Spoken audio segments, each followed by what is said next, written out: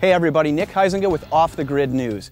Today we're going to talk a little bit about camouflage, and to help us out with that, we have our very own Petty Officer 3rd Class Brandon Wyatt. And he was supposed to meet me out here, but I really don't see him anywhere. Hey Nick, I'm back here. Oh, Brandon, why don't you come on out and tell us a little bit about camouflage and concealment. Great, man. Hey, thanks for having me out here today. You bet, thanks for joining us. Sorry to be hiding back in the woods here for you, man. I had to show you I could still do it. Thanks again for having me today. One of the things that came out just to kind of talk to you a little bit about, it told me that camouflage was something that you really wanted people to know about and to get some expertise on it, and that's kind of the background that I have. That's great. Why don't you give us a few pointers on? Absolutely. So just an example of what we were doing right there, camouflage and concealment. It's one of the two things that are uniquely different, and you need to understand the differences between them. What I was doing back there, Nick, that was just simple camouflage. Okay. Would you like to know a little bit more about how concealment could help in that situation? Sure, yeah. Great. So camouflage is just simply the art of using whatever surroundings that you have to blend in with that. Today I'm wearing my battle dress uniform.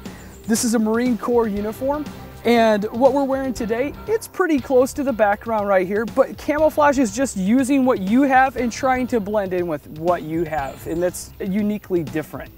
Okay, now tell us a little bit about concealment and how that differs from camouflage. Great, yeah, concealment is one of the things that in a tactical situation, you're really gonna be more concerned about keeping you and whomever you're with safe. It's truly finding something that has some density and hiding yourself behind that. Essentially preparing yourself for whatever may ensue, but also finding a way to also conceal yourself, but protect yourself from whatever could be in harm's way.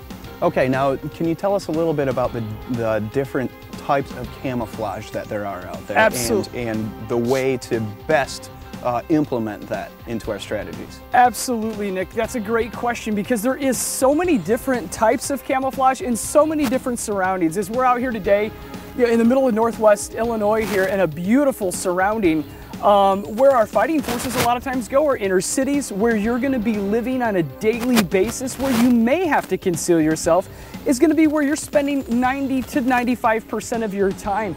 And that's going to be in an urban environment. So really understanding how to mimic your environment is the key to everything. A simple thing for today, I didn't shave today, and all of us military guys are known to keep a clean shave typically, but knowing where I was going to be today, being out in the woods, dressing appropriately, but also keeping a little bit of a 2-day shave when you're in an environment like this it's an advisable situation. You're out here amongst a lot of pathogens and a lot of things like that that could be detrimental to your health if you don't think about some of those simple things as well.